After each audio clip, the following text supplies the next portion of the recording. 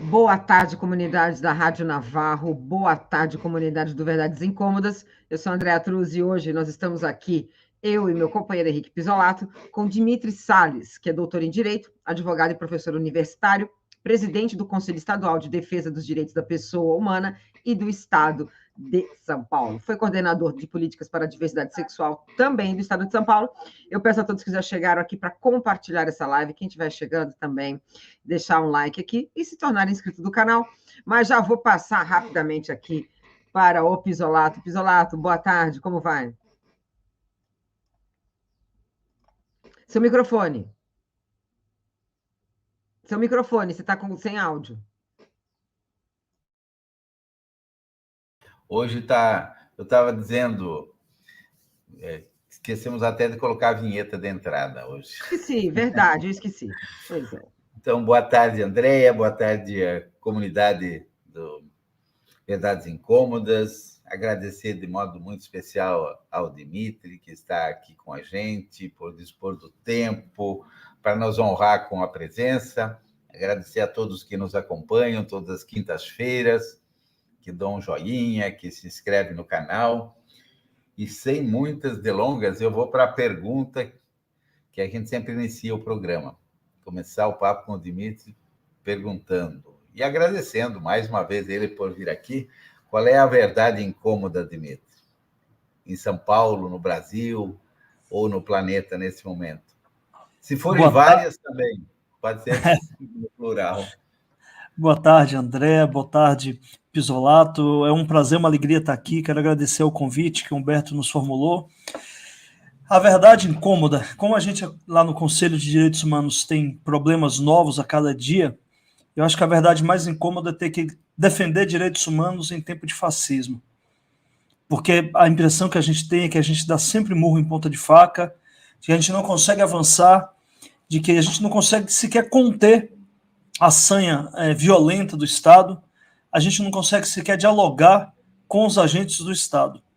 Tem sido uma tarefa muito... Eu imagino, como militante de direitos humanos, a gente sabe que defender direitos humanos no nosso país sempre foi muito difícil.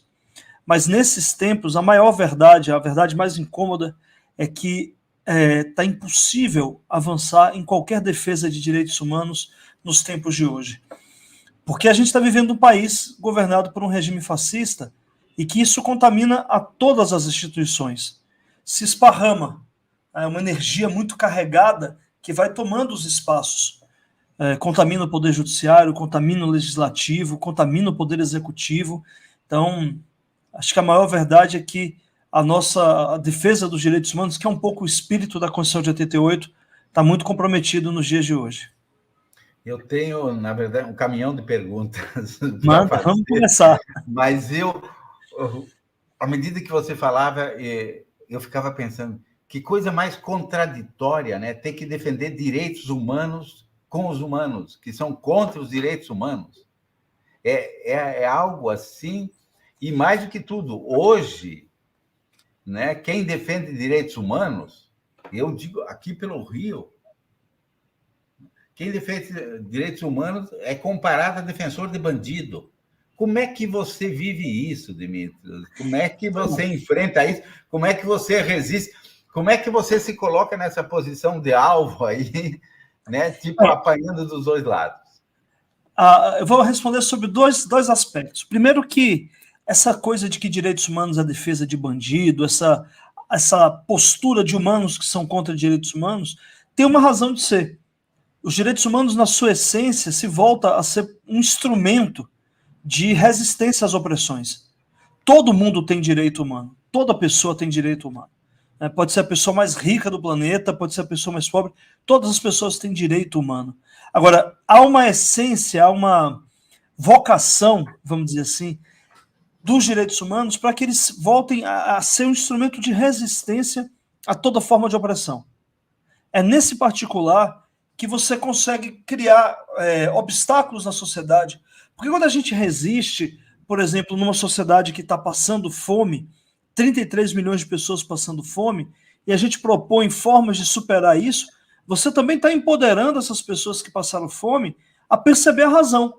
Porque que antes elas estavam alimentadas, tinham emprego, hoje são 14 milhões de pessoas desempregadas, Isso tirando aqueles que já desistiram de procurar emprego.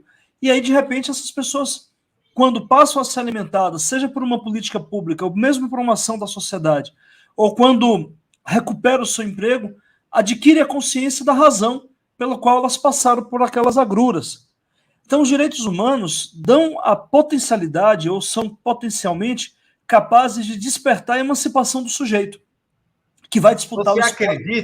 Você acredita, Dimitri, que a partir da Constituição Cidadã, as pessoas começaram a pressionar e tomar consciência, e isso fez com que os escravagistas, né, que continuam, reagissem dessa forma tão truculenta que a gente engatou uma marcha ré e praticamente voltamos ao início?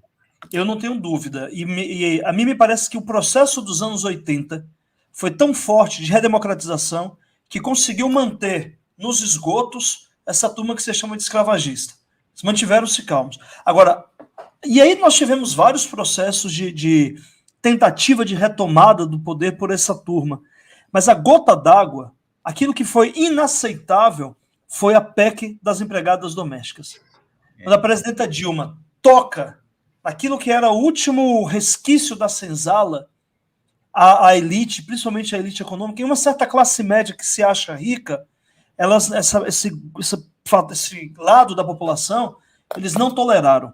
Então você tem ali a derrota do Aécio, né, em 2014, que é quando a direita e a elite diz, olha, essa história de democracia já cansamos. Nós já perdemos 4, né, nós estamos deixando o poder demais na mão da esquerda, nós vamos perder mais uma para o Lula em 2018, se duvidar ainda perde em 2022, parou essa história de democracia, tá? Vamos parar de brincar com isso, vamos tomar o nosso poder de volta. E aí você convence parte da sociedade quando você toca naquilo que era o último resquício da escravidão, que é o quarto da empregada, que é a empregada doméstica. Olha, Pisolato, André, eu falo com os meus alunos de direitos humanos, o Brasil é o único país do mundo que você tem distinção de elevadores. Você tem elevador social e elevador de serviço. Você tem entrada de serviço, que é a entrada do fundo do prédio. E a coisa é tão surreal que nós temos, inclusive, uma diferença estética dos elevadores. O elevador social tem espelho, é mais bonito, tem iluminação. O elevador de serviço, não. Nós conseguimos criar espaço... tem o porteiro, desculpa, e tem um porteiro agregando para, inclusive, selecionar o povo quando chega. Aqui no Rio, menos tem isso. Tem a senzala, que é o quarto de empregada, não é? Tem a senzala, que é, infelizmente, reproduzindo, não é, a arquitetura ainda, né, Dimitri? Que é o quarto da empregada, né, do dormitório. Isso é cruel, né? Eu não sei no Rio, você vai aqui, por exemplo, nos apartamentos antigos de São Paulo, salas amplas, quartos amplos, e o quartinho da empregada, cara, mal cabe uma cama e um armário. E tem o banheiro da empregada, que é minúsculo. Quer dizer, é uma coisa muito surreal que a gente consiga estabelecer essas dicotomias geográficas no espaço da convivência que deveria ser plural. Então, eu não tenho dúvida nenhuma de que o espírito de 88 ele foi tolerado porque a luta pela redemocratização foi muito forte. Agora, há um momento que a elite resolve romper isso. A senha que autoriza a elite tentar retomar o poder são as manifestações de 2013, que a gente pouco entendeu aquilo, né, não percebeu ali, e eu acho até mesmo que a própria direita não percebeu e terminou faturando sem ter noção daquilo, capitalizou muito bem os movimentos de 2013, que vai dar na disputa eleitoral de 2014, que, aliás, tem um momento que me soa muito forte, que é a abertura dos jogos da Copa, né, quando a presidenta Dilma é ofendida. Então, ali me parecia que estava o cenário já desenhado, faltava os atores entrarem em jogo. Como eles perderam as eleições de 2014, eles decidiram golpear a democracia. E é nesse contexto, cara, que a luta pelos direitos humanos fica muito difícil, porque a luta por direitos humanos é fazer com que, por exemplo, negros ascendam aos bancos escolares, que as mulheres ocupem espaços de poder. A luta por direitos humanos é essencialmente uma luta de disputa de poder. É um instrumento que assegura com que as populações mais vulneráveis possam disputar o espaço de poder. E não é por outra razão que só existe direitos humanos em democracia. Porque só na democracia há a possibilidade da disputa de poder.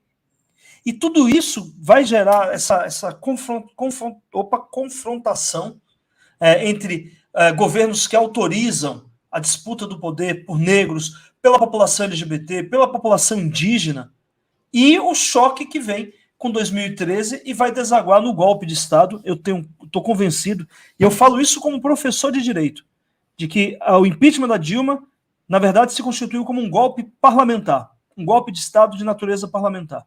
O que nos chama a atenção, André, de que a democracia brasileira continua em risco. E nós não podemos achar que um golpe de Estado necessariamente virá com tanques nas ruas, como foi em 64. Os tempos são outros. Os momentos é outro momento, é outra forma de, inclusive, se tomar o poder. Nem sempre precisa tomar o poder pela força dos tanques. Às vezes, pela ação do parlamento. Outras, pelo do poder judiciário, que é preciso também ficar atento. Qual o protagonismo do poder? Guerra híbrida, né? Utiliza chamada guerra híbrida, exatamente. Armas as mais diversas. É interessante isso que você dizia há pouco, né? De que o estupim foi a empregada doméstica. Mas, na sua opinião, isso foi uma espécie do momento estratégico que o pessoal percebeu que tinha acumulado forças, até por alguns equívocos dos governos, por exemplo, o equívoco de não ter apostado na mobilização popular, né, desde o primeiro momento, e aí eles perceberam que havia vácuo e entraram, mas também, hoje já é um pouco consenso de que por trás de toda essa movimentação existia um interesse geopolítico e estratégico que era o saquear o país, né? Exato. Como foram as primaveras árabes, até como está sendo agora a questão da Rússia e Ucrânia. Quer dizer, o que se ajustou aí, se mensurou a temperatura da rejeição ou do conservadorismo, nem sei se conservadorismo é a palavra certa, da sociedade brasileira, com a questão das domésticas, a questão das cotas, e aí se aproveitou para abrir a porta e saquear o país, começando, né, pela Petrobras e assim por diante, e usando o judiciário, inclusive o parlamento, como força auxiliar. Eu acho que sim, acho que tem essa questão econômica da apropriação dos bens de produção aqui do país, mas acho que há, sobretudo, por trás disso, uma disputa do poder, né, no sentido de retomar o Estado brasileiro para as mãos daqueles que sempre se sentiram donos do Estado brasileiro. Quer dizer, a possibilidade de frear. Imagine os avanços que a gente teria tido se tivéssemos ganho as eleições em 2018. Olha só, a gente chega num contexto, André e Pisolato, em 2016, que a gente tinha avançado nas pautas do movimento negro, nas pautas de mulheres. A Lei Maria da Penha vem com o governo Lula, por uma negociação da política externa do governo Lula no âmbito da Corte Interamericana de Direitos Humanos, do Sistema Interamericano de Direitos Humanos.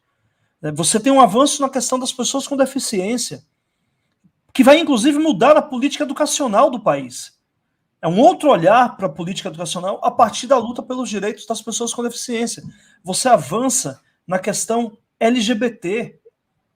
A primeira conferência que acontece em 2008 é um marco da luta pelos direitos da população LGBT, sobretudo porque ela consegue fazer uma grande mobilização nacional. A gente vai ter conferências municipais, estaduais, conferências setoriais, que conseguem envolver sindicatos numa luta que não é uma luta clássica, numa luta para enxergar diferenças sexuais e de gênero, enxergar o afeto como um elemento político. O sindicalismo no mundo inteiro vinha no caminho, você sabe melhor do que eu, Pisolato, no caminho da relação capital-trabalho. E chega o movimento LGBT e diz, olha, tem além do capital-trabalho a dimensão afetiva, tem a dimensão da construção do meu corpo. E a gente consegue mobilizar as centrais sindicais, isso já no final dos anos 2000, em torno da pauta da diversidade sexual e de gênero.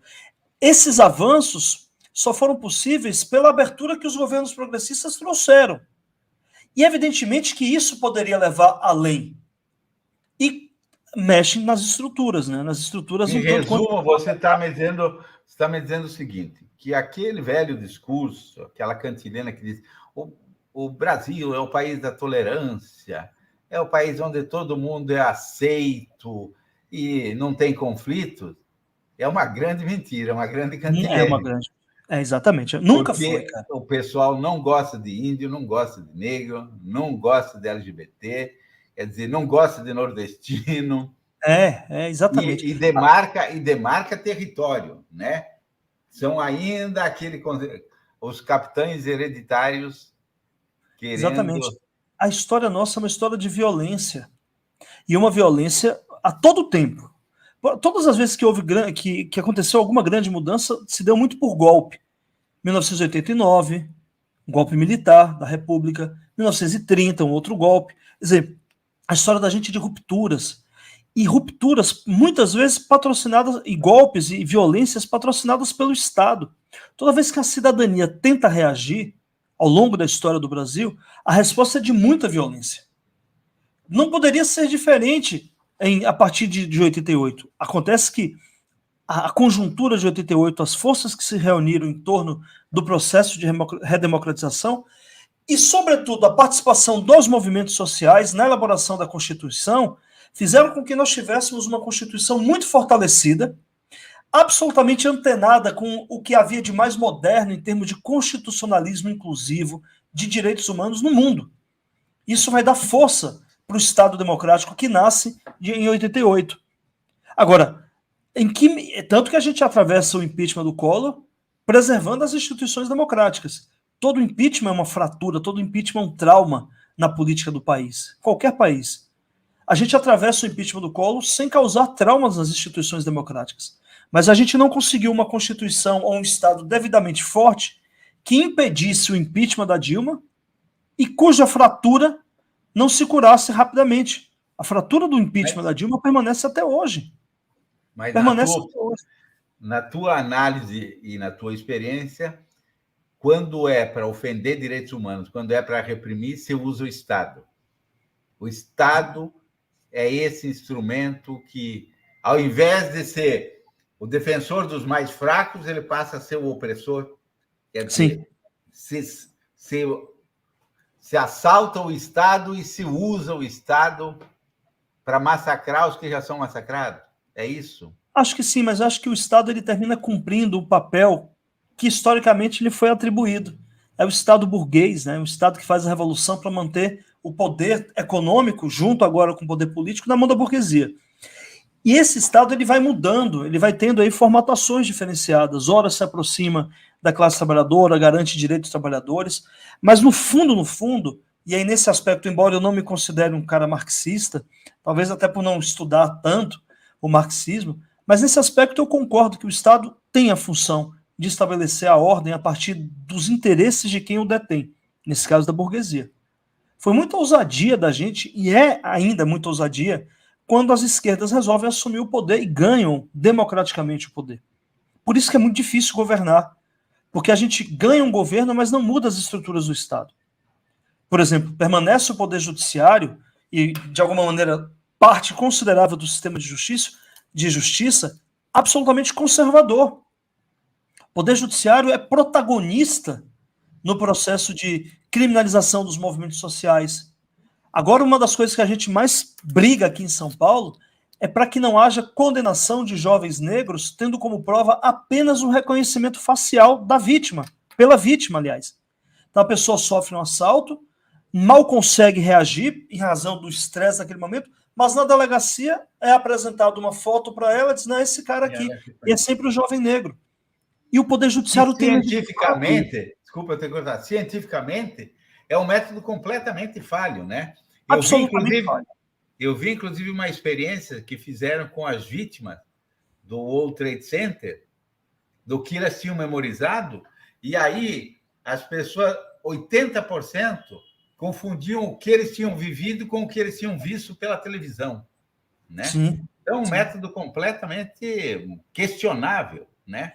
Só que quem está na outra ponta está indefeso. O pobre está indefeso. E é um método que tem servido para manter as condenações em São Paulo e no resto do país também. Agora, contraditoriamente, é por esse Estado que a gente tem conquistado alguns avanços. É como se a gente conseguisse cavar algumas brechas, sabe? Alguns buracos, assim, que de alguma maneira faz abrir a comporta, não sei, quebra a barragem. E a gente tem conquistado algumas coisas. Por exemplo, na questão LGBT. A gente não conseguiu nenhum avanço pelo Legislativo. Todos os avanços significativos vieram por decisões do Supremo Tribunal Federal. É contraditório se a gente for tentar olhar apenas pelo lado do Estado burguês. E eu termino dizendo, e às vezes eu não agrado meus amigos marxistas, de que essa visão apenas ela é insuficiente para explicar a dinâmica do Estado complexo, que é o Estado da modernidade. Porque é por meio dele que a gente consegue alguns avanços. Política de cotas, uma política de segurança alimentar. Você termina criando algumas estruturas aí estatais que se voltam à proteção dos direitos humanos, que sai do campo apenas do assistencialismo. E é por isso que a gente deve enfrentar as disputas de governo. É por isso que a gente deve permanecer sempre em alerta e, ao mesmo tempo, na prontidão da luta mesmo. Porque a gente tem que cavar essas brechas, a gente tem que fazer com que o Estado tenha algum tipo de ação que se volte à proteção dos direitos humanos. Entendi. Eu acho que tem, Andréa, senão eu falo o tempo inteiro, né? Sabe como é que é? Dmitry com um nome grego e um italiano. Depois... Não, o que eu queria colocar, eu acho que é importante a gente levantar essas questões, porque o golpe, né? Semana passada eu fui, por conta deste livro aqui, ó, né? Que é as cartas. As cartas do Lula. Né? Que é emocionante. E é uma documentação maravilhosa. Mas eu peguei um Uber, né? E aí eu comentei, não, mas aí outubro vai melhorar. E o homem falou, mas por quê? Né? E aí eu falei, né? Eu tinha que abrir a boca. Você quase não dava para descer. Né? Doeu. Enfim, e no final eu já estava assim, seu Manuel, olha para mim, seu Manuel. Vamos conversar, seu Manuel. Eu acho que o seu Manuel queria me jogar do carro, entendeu? Mas, muito rápido. O STF inteiro é amigo de Lula, por isso que soltou. Né? E eu assim, seu Manuel, foi o mesmo STF que o prendeu. Não é? Mas é isso. Então, são os amigos de Lula. Eu, enquanto professora, ganhei 33% de aumento e brigo com o Bolsonaro. É muita desinformação em um minuto. Mas essa relação do judiciário e eles pautaram o golpe, eles pautaram a Lava Jato, eles pautaram os desmandos, né? Porque a gente sabia o que foi feito na Lava Jato, tanto por Dallagnol, tanto por Moro, e pelo próprio TRF4, que aquilo ali era um abacaxi, né? No mínimo uma jabuticaba que eles iam ter que resolver depois. Acho que aquela fala do Lula, né? Falou assim, olha, eu quando chegar em casa, quando ele fala com o Moro, né? Eu vou falar com mas eu quero ver como é que você vai sustentar essa mentira. E aí a gente lida agora... Com mais mentiras, né? O que está acontecendo agora... Aliás, o Lula foi profético no depoimento em Curitiba, quando disse, o problema é que depois você vai ter que continuar mentindo. E ele está mentindo até o endereço de São Paulo. Até o endereço é uma mentira. Exatamente. Mas, né, e veio aí, né? Se não fosse o Delgatti, a gente também não teria tido esse... pelo menos, eu acredito que o Judiciário e o STF tinham noção do que estava acontecendo ali. Não dá para dizer, o STF não viu que havia ali algum processo de desmando por parte do juiz e por parte da promotoria, né? Enfim. Como que a gente vai lidar com esse STF que agora tenta restabelecer ali, né, entre parênteses, ali, uma ordem que coloca a extrema-direita, realmente, né, uma extrema-direita que pauta fake news, que pauta uma pauta não democrática, né, mas que acaba levantando questões que são complicadas. Por exemplo, né, esse problema que teve com o PCO, que entra a relação da liberdade de expressão, né, o próprio eu trabalho no 247, o Aroeira, né, teve várias charges ali que foram processadas, quer dizer, e por liberdade de expressão. Como é que eles vão lidar nessa transição, né, do bolsonarismo para a volta da esquerda, vamos pensar que Lula, né, ou então do centro-esquerda, com relação aos direitos democráticos, com relação à nossa postura, porque se a gente sabe, se ele vai atrás da extrema-direita com força, é muito maior ele ir para a esquerda também. Né, para delimitar uma lógica de que os extremos, ambos são extremos, e a gente tem que ter ali uma base democrática e trazer a esquerda para uma não democracia. Eu acho que esse é o ponto central, quer dizer, a gente está agora indo para uma eleição, né? A mídia já sabe que o Lula tem muita possibilidade de vencer, inclusive no primeiro turno, já começaram a, né, descer ali, né, literalmente o cacete em Lula, mas a gente tem um judiciário que, será que a gente pode confiar nele até as eleições? Né? Será que a gente pode confiar no STF? Porque isso é uma herança da Lava Jato, né? Essa desconfiança. Deixa eu emendar uma pergunta também para o Dimitri responder. É de quanto dessa crise, dessa desumanização do país, dessa agressão aos direitos humanos, quanto por cento tem de culpa o judiciário e como ele sustenta isso? Quer dizer, a pergunta da Andréia é: vamos viver o Leopardo de Lampedusa? Vamos mudar para continuar tudo como antes? Que espaço, quanto por cento eles sustentam isso e quanto por cento nós temos condições de mudar de fato? Olha, essa pergunta aí é dificílima de responder, né? Qual a porcentagem? O que eu posso te dizer é que, em alguma medida, as violações de direitos humanos permanecem tal qual a gente vivencia, porque tem a conveniência do Poder Judiciário. Disso eu não tenho nenhuma dúvida. Sabe aquela sensação de que a gente tem uma alegria, mas que essa alegria é bem curta? É ganhar uma ação de direitos humanos na primeira instância de São Paulo. Você sabe que você vai perder no judiciário, no tribunal. É muito difícil, é uma situação muito delicada. A gente ganhou uma liminar com relação, por exemplo, às escolas dos arautos do Evangelho. A Defensoria Pública entrou com uma ação. É impressionante o número de violação, os casos de violações de direitos humanos praticados. Foi até reportagem isso, acho, no Fantástico. Teve reportagem no Fantástico, dei entrevista à época. A gente vem denunciando desde 2019. Então a gente conseguiu, a Defensoria conseguiu, quando eu digo a gente é porque estamos envoltos na luta, mas a Defensoria conseguiu uma liminar para proibir as escolas dos arautos. Para vocês terem uma ideia, nenhuma dessas bases, Andréa, você que é professora também, nenhuma regra das bases curriculares mínimas é atendida pelos arautos. Eles não seguem o currículo mínimo nacional. Os livros são livros dos fundadores dos arautos, o João Clá e o fundador da TFP, que rompe e vai depois ajudar a fundar os arautos. Aí a gente ganha a liminar, né, é concedida a liminar, e eu falo com um amigo, ele liga, diz, feliz da vida, eu digo, calma, não tem vitória de direitos humanos que não seja derrubada pelo tribunal. E dito e feito, dias depois o tribunal cassou a liminar com uma decisão de uma página e meio. Quer dizer, é muito surreal isso. Então, sem sombra de dúvidas, o judiciário é um protagonista nesse processo, porque, de alguma maneira, ele se volta como um agente a manter a ordem. Perceba que a função de estabelecer a ordem a partir do sistema legal está na mão do judiciário.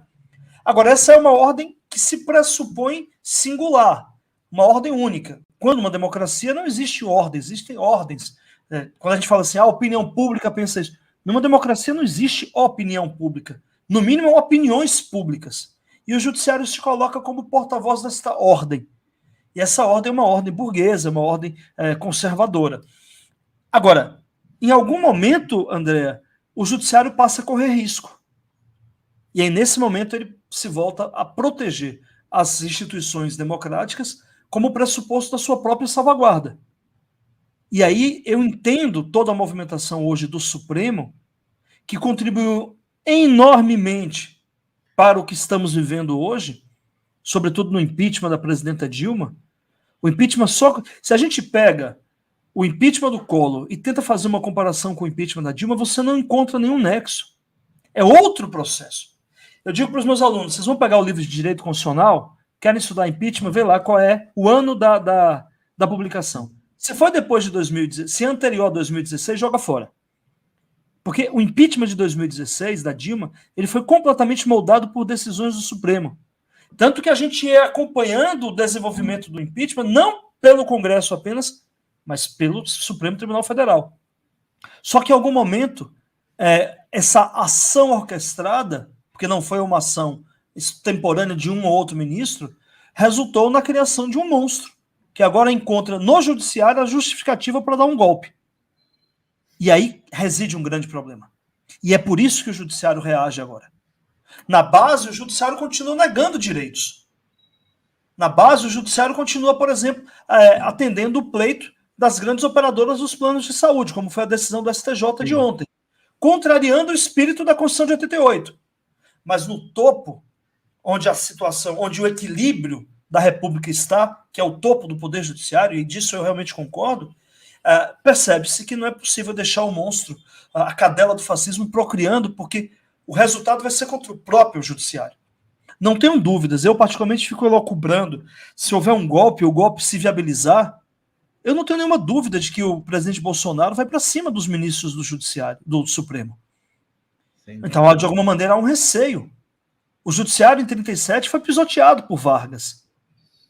Vargas passou a nomear todos os juízes federais. Era um controle ditadura, né? A própria ditadura... 64 cassou mandatos do Supremo. Eu acho que a reação agora, André, e essa confiança que a gente pode ter, se dá muito mais em razão da percepção de que o risco não está só na casa do vizinho. O risco chegou na minha casa. Então é preciso conter. A reação do Barroso e a reação do Fachin, com todo respeito a esses ministros, é bastante oposta ao que se via em 2016.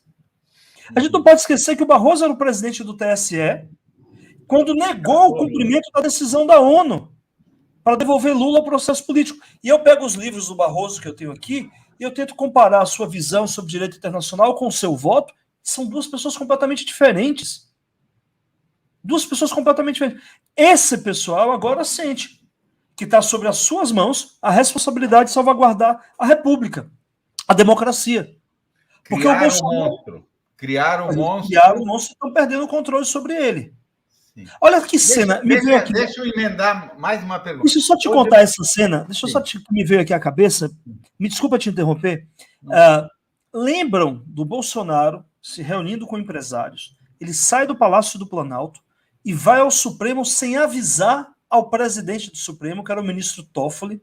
Sim. Ele senta na sala de reunião do Supremo, Toffoli do lado dele, e ele coordena a reunião para que os empresários digam ao Toffoli o que eles querem. E esse mesmo Toffoli que se vê numa condição vexatória, porque ele sequer se colocou na posição de chefe do Poder Judiciário, portanto o poder que tem a função de equilibrar a República é o Judiciário. Sim. Esse cara fica absolutamente rendido, humilhado. É o Toffoli que há 3 semanas foi sentar na segunda ou terceira fila da visita do Elon Musk. O cara não aprendeu, bicho. Não. Isso é uma situação muito difícil de entender. Esse Poder Judiciário corre o risco de ser pisoteado. Em alguma medida, eles percebem isso e reagem.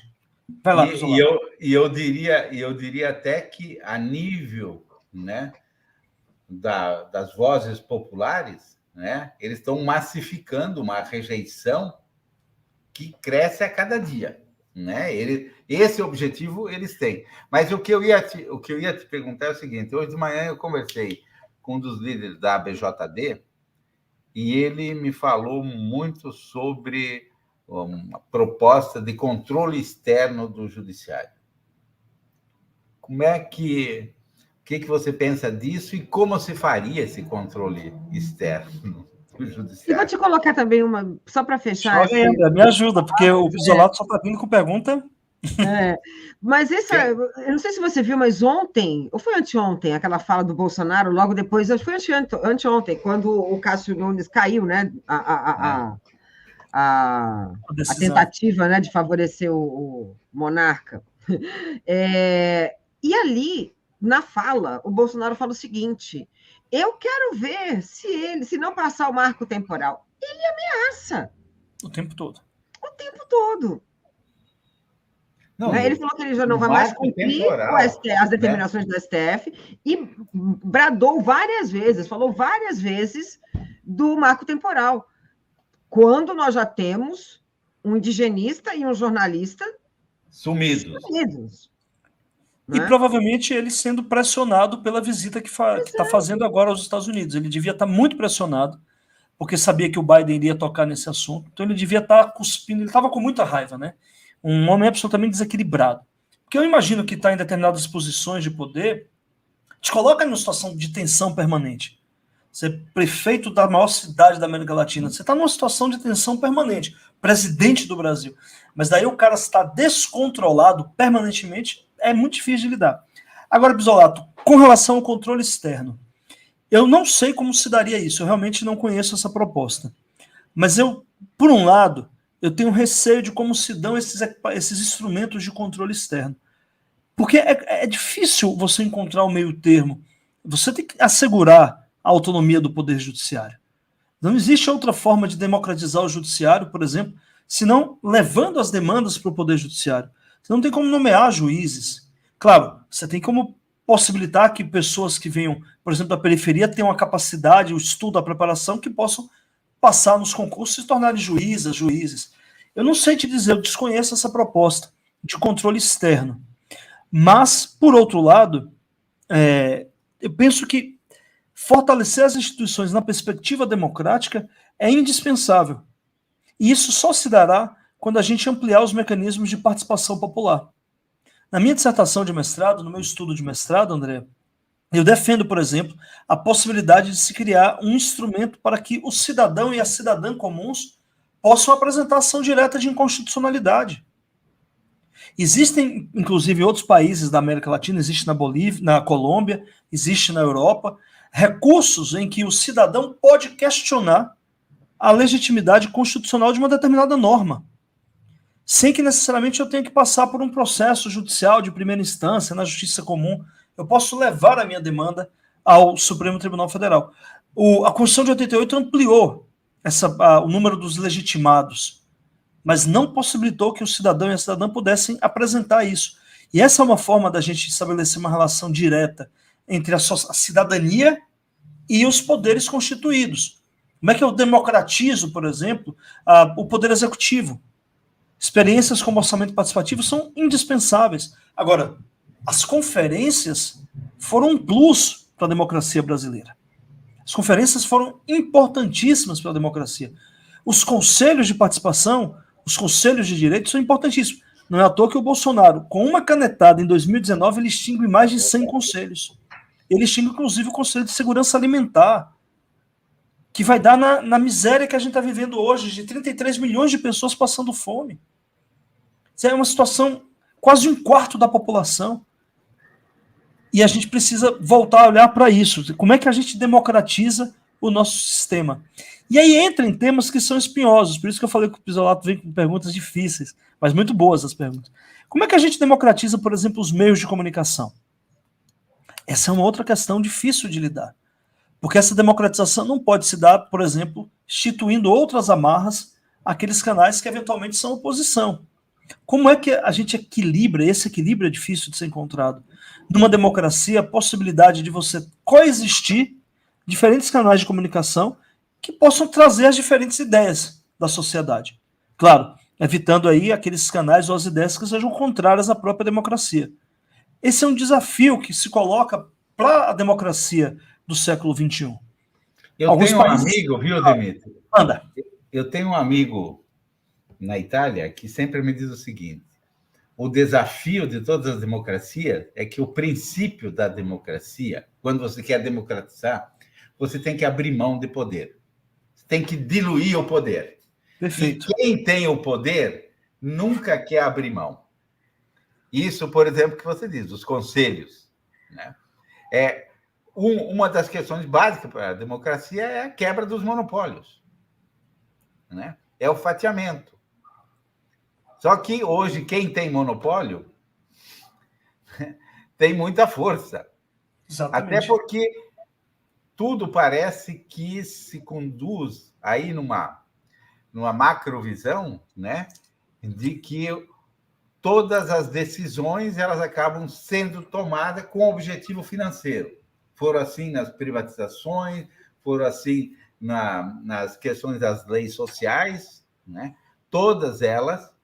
Por exemplo, agora nós estamos tendo todo esse problema com a questão energética, né, gasolina, mas não podemos esquecer que tudo isso foi referendado pelo STF, inclusive com coquetéis pagos pela Shell, pelos lobistas, né?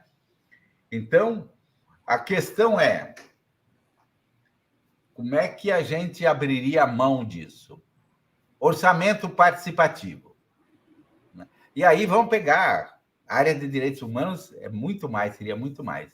As câmaras de vereadores topariam abrir mão e aceitar? Porque hoje nós teríamos... Aí vem uma série de questões que eu, inclusive, tenho me debatido. Hoje nós teríamos ferramentas com as novas tecnologias, né, de consulta, de acesso, de debate, de esclarecimento popular, que você poderia transformar isso aí num processo altamente virtuoso. Você imagina algo assim, por exemplo, no orçamento município, do estado, assim por diante, que você abrisse para a proposta, e a proposta que atingisse 10%, 15%, ou menos que isso, de adesão, né, de apoio, porque você pode propor e dizer, eu concordo com a proposta de fulano. Vá para uma comissão de sistematização para tentar redesenhar isso. Aí, como é que fica orçamento secreto numa questão dessas? Essas pessoas vão abrir mão disso? Porque um dos cargos, relator do orçamento, todas essas coisas, todos esses lobbies, os financiadores de campanha, essa é a questão. E a outra questão é o seguinte, governar com o povo, né? Que foi o que você falou lá no início. Sim. Que aonde não se governou com o povo, se levou golpe. Né? Sim. O povo não está... O povo, e eu vejo isso, desculpa, eu estou falando muito. Não, vamos começando. Muita gente dizendo, olha, eu vou votar, mas é um voto crítico. Não quer dizer que eu estou dando cheque em branco. Eu aceito isso, aquilo. Só que depois eu pergunto para essas pessoas, e é um tema que eu, inclusive, né, queimo a pestana para dizer assim, sim, e depois, como é que eu faço para cobrar, para receber disso? Que mecanismo eu tenho para dizer, espera aí, porque até a Venezuela já tem um mecanismo hoje de, como é que eles chamam lá, que é uma espécie de referêndum popular, né? Você pode cassar o mandato. Lá você não tem o impeachment, né? Mas a população pode destituir. É o recall. Isso, recall, correto. E você imagina, né? Porque a coisa virou tão maluca que aqui no Rio, por exemplo, teve essa última carnificina aí, né, na Vila Cruzeiro e tal. E o governador e um outro candidato, um outro bandido aí, candidato, né, que uns dizem que vai ser um dos mais votados do Rio, imagina, né, a situação da gente aqui. Eles foram, elogiaram a ação de extermínio da polícia. Por quê? Porque tinham em mãos uma pesquisa que dava 62% de adesão popular, de aprovação popular para matar pobre, matar desempregado, matar negro, matar favelado. Como é que se trabalha isso se você não abre mão não dilui o poder? É um desafio. Sobretudo porque a gente vai voltar, se a gente ganhar as eleições, eu espero que sim, nós vamos voltar para um Estado pré-democrático, né? A democracia do Brasil está muito maltratada, sim, vamos dizer assim.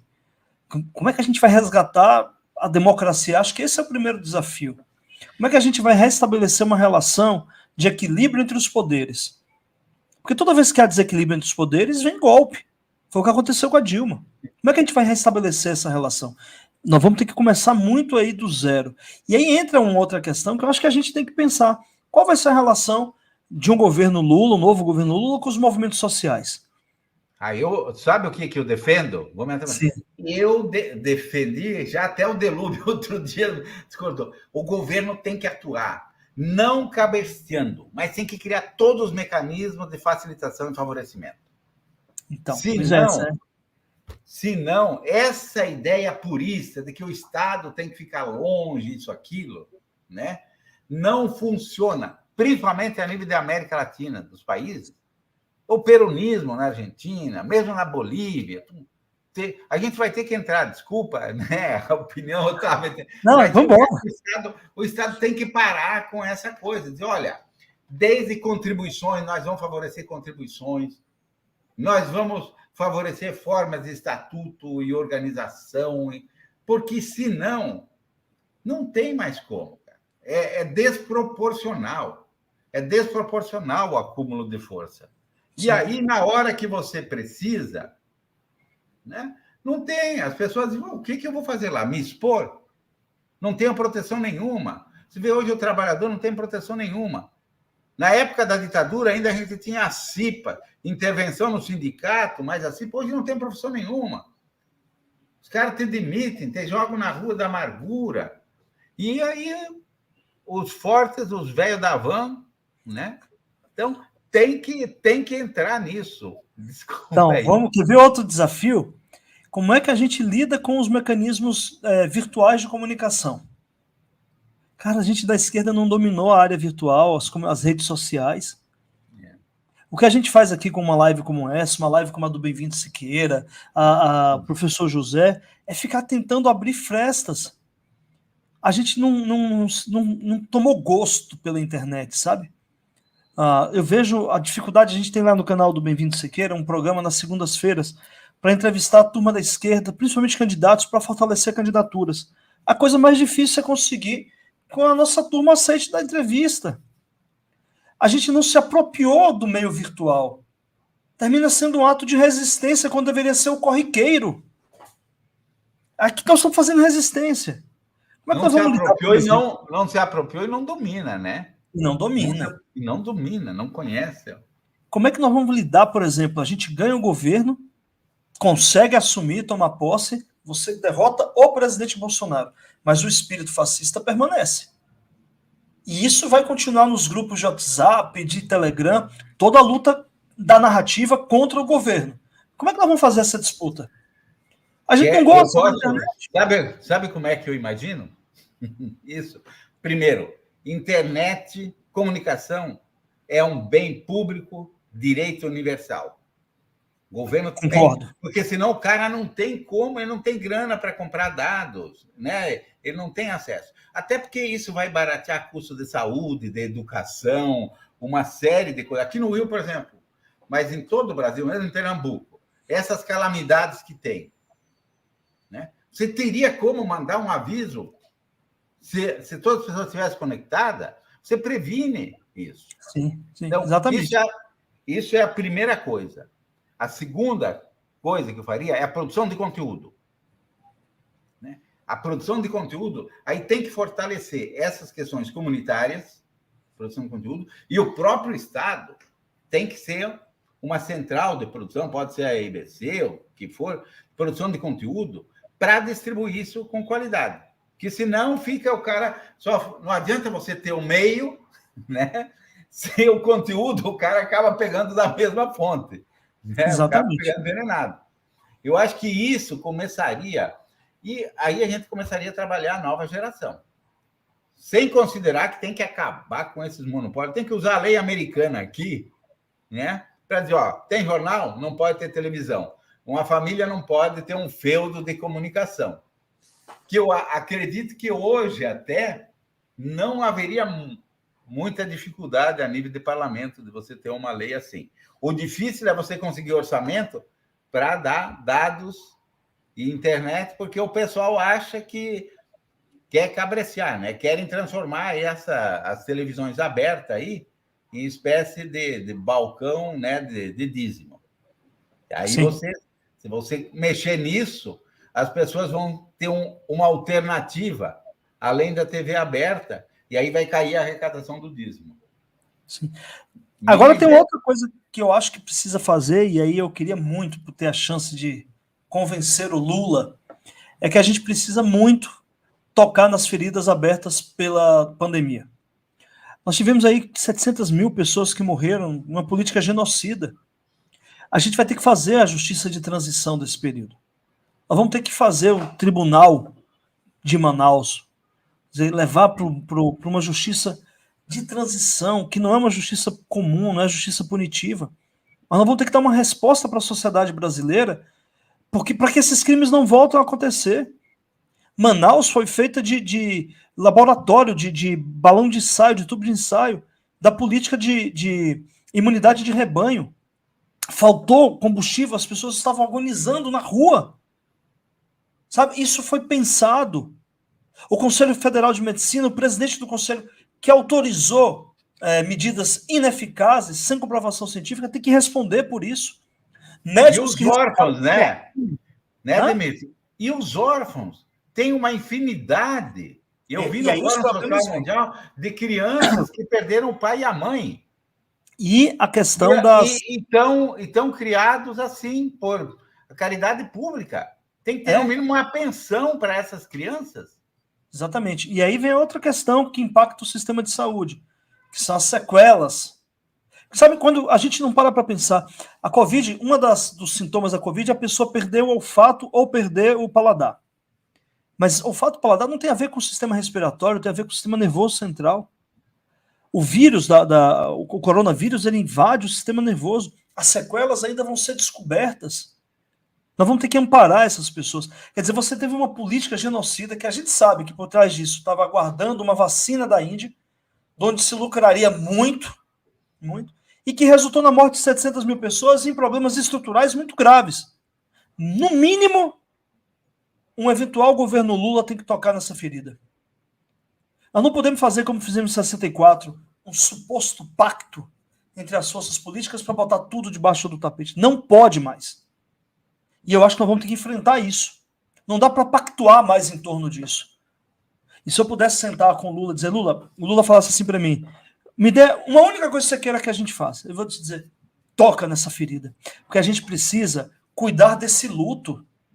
É um luto de 700 mil pessoas, é um luto de uma nação inteira. E quando a gente não cuida do luto, ele pode até aparentemente desaparecer, mas ele estoura adiante.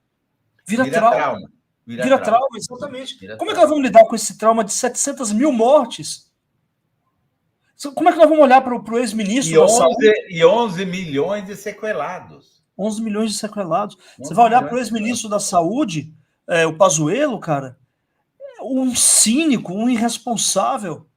O atual ministro agora recebeu uma comissão de deputados, vazou o áudio ontem, irônico, cínico, desrespeitoso com as mulheres.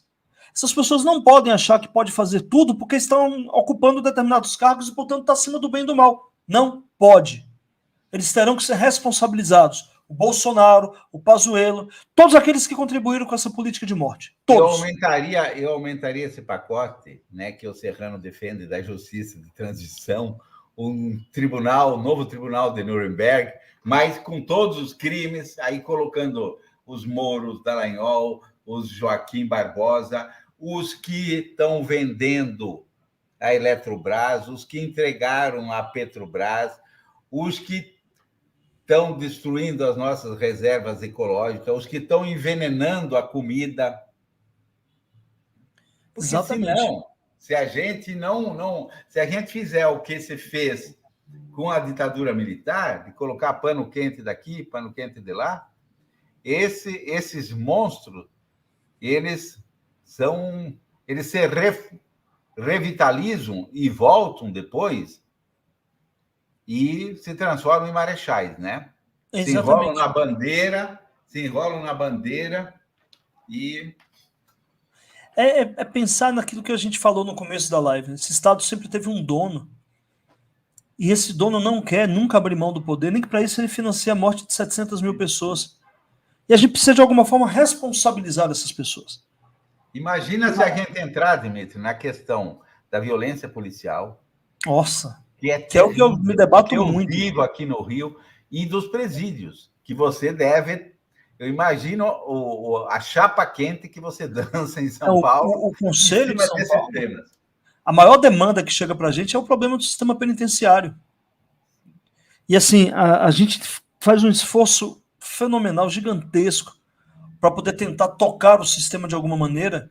E a impressão que a gente tem é que seria melhor estar todo mundo preso, porque não tem nenhum problema, a comida é maravilhosa, não falta água, tem médico a todo tempo. É uma realidade falseada.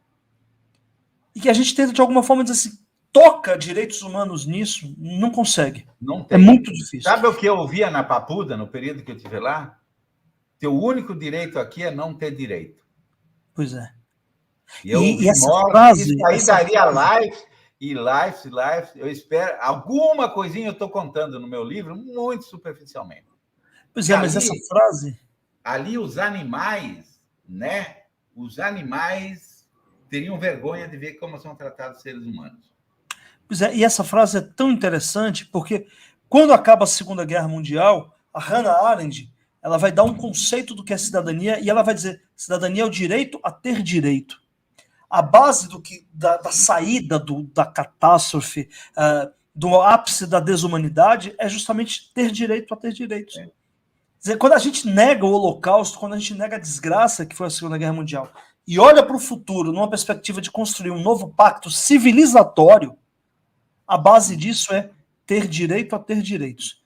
E aí você ouve que o único direito no sistema penitenciário é não ter direito, é justamente o oposto de qualquer perspectiva civilizatória. Ou aquela direitos humanos para os humanos direitos. Sabe que quando eu estava saindo da Itália, né, extraditado, a diretora do cárcere me deu um livro, né, pela convivência que a gente teve, e ela escreveu uma frase: a dignidade de um povo se mede pela forma como trata seus prisioneiros.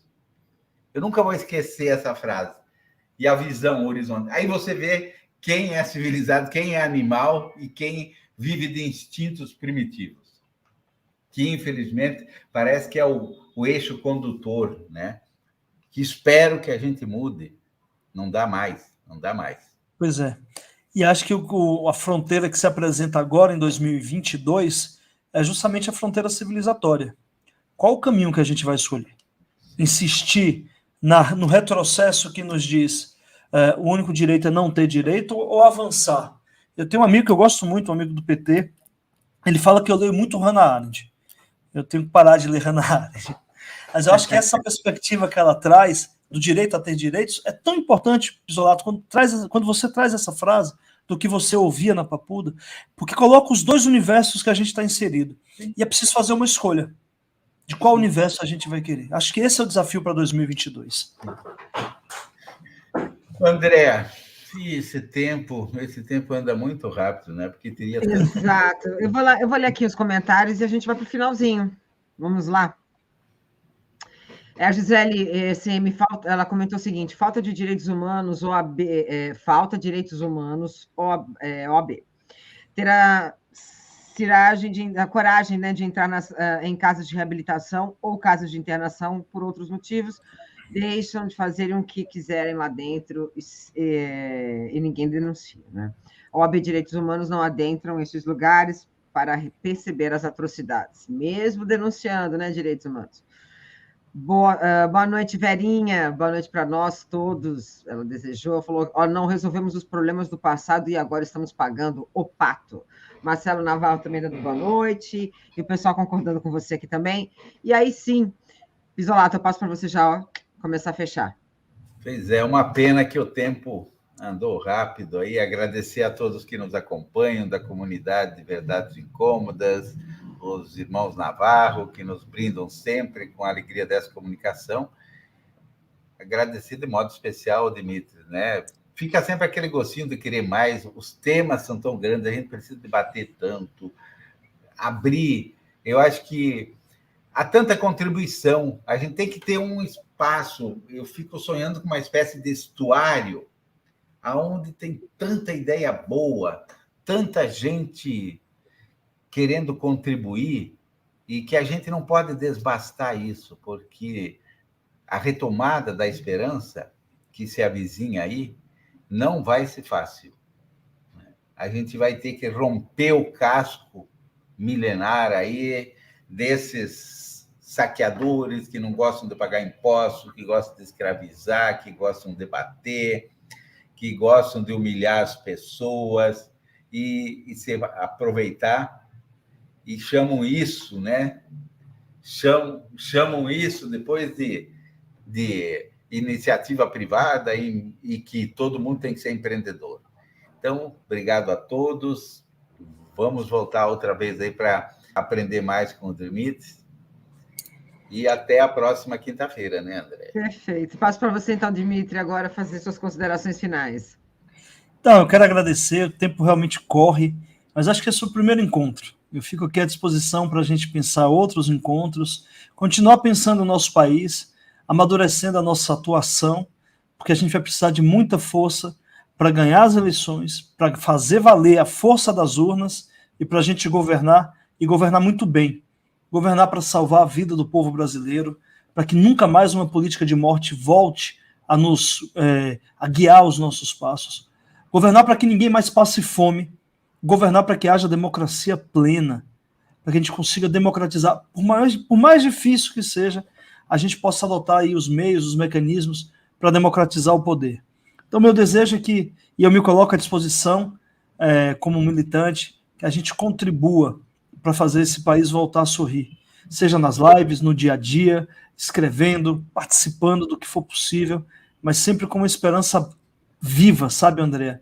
Que é essa esperança que nos move. Quando a gente olha o Estado que tanto nos renega, que tanto direitos humanos nega, o que nos move é a esperança de que a gente, pelo menos, está fazendo mudar a nossa e a vida de poucas pessoas, das pessoas que estão próximas a nós. De onde a nossa voz, as nossas mãos alcançam, a gente está fazendo alguma coisa.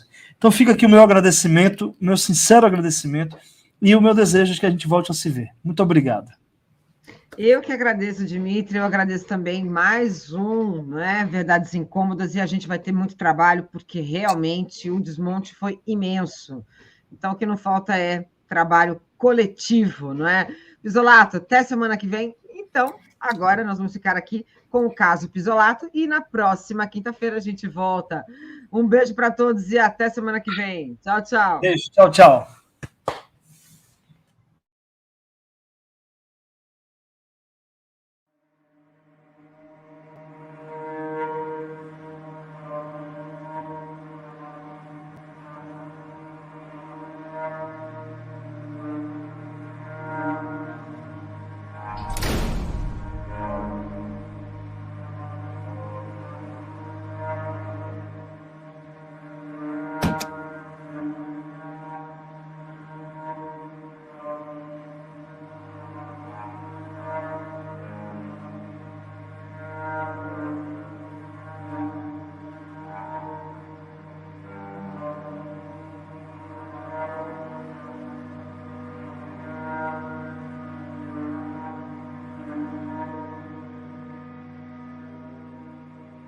Eu tenho certeza de uma coisa: eu sou inocente e gostaria que os que me condenaram provassem que também são inocentes.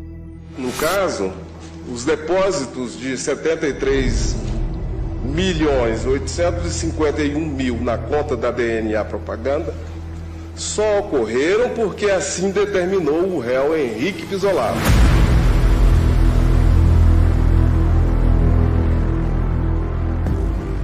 Dentro de uma parceria do judiciário, ou dos setores do judiciário, com a imprensa corporativa, se transformou ficções, fake news, ou, falando português, mentiras de verdade. A defesa trouxe prova documental, prova testemunhal e prova pericial durante o contraditório para demonstrar que os recursos eram privados da empresa privada CBMP, Companhia Brasileira de Meios de Pagamento, que usava o nome de fantasia de VisaNet. O dinheiro que o Joaquim Barbosa disse que era do Banco do Brasil, não era do Banco do Brasil, era da VisaNet.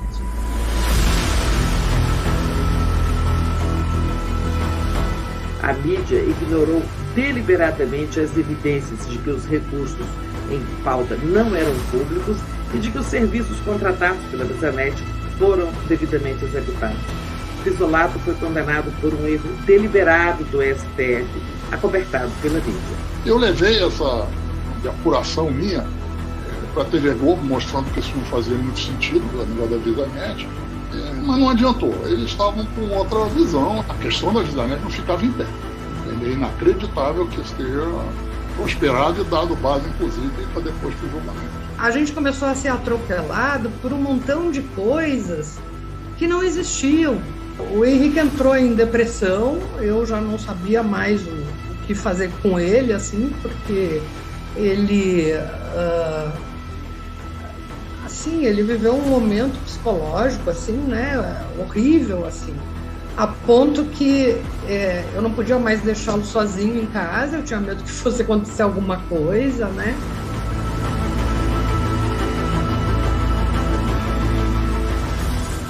A decisão de ir para a Itália foi assim: antes de ficar numa prisão correndo o risco de ser morto,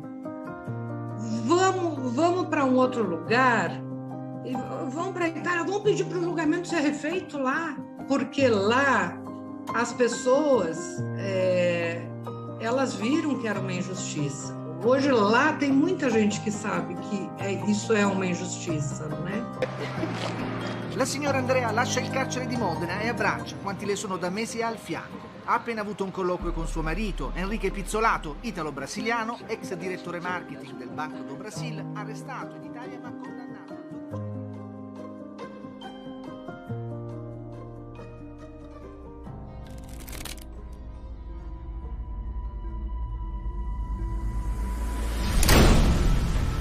Aí, de um dia para a noite, eu sou transformado em ladrão, corrupto, desviador de dinheiro. E aí, não foi só eu que tive que pagar essa pena, acabaram com a minha família. É um massacre. E vão por cima dos teus familiares. Quando eles já não conseguem mais se saturar, eles abrem processo contra os teus parentes. Não precisa de nada. Eles abrem, os juízes aceitam. Em 2 meses te condenam. O balanço da passagem dele pelo Banco do Brasil, por uma auditoria oficial, mostra que não houve uma diferença nos balanços financeiros. Ou seja, não se prova nenhum desvio. Não sei mais quanto vivo. 1 ano, 2 anos? Não tenho mais saúde para nada. Mas até a última gota eu vou gritar. Não me rendo.